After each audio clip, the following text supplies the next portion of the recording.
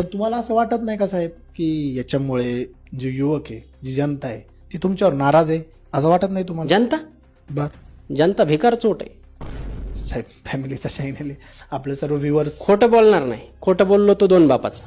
बर साहेब, जनता भिकार चोट आहे. मला सांगा, मागच्या पंचवार्षिकला मला त्यांनी निवडून दिलं. बर 5 वर्ष होत आले आता. कोणीतरी आलं का माझ्या घरी विचारायला, अजिबात नाही.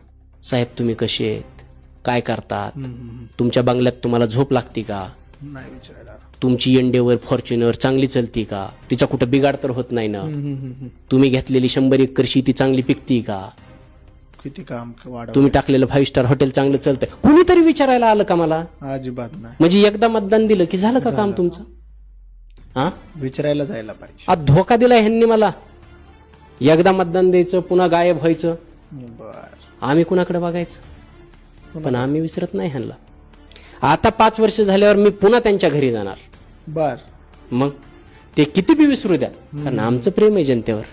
आम्ही पुन्हा त्यांच्या घरी जाणार, पण खाली हात जाणार नाही. यावेळेस मात्र 2000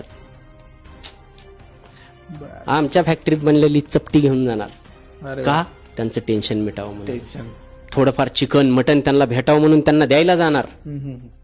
समाजसेवा आहे ही. आणि त्याच पुण्याच्या जीवावर तर आम्ही आता निवडून आलेलो आहे. इथून पुढे निवडून येऊ.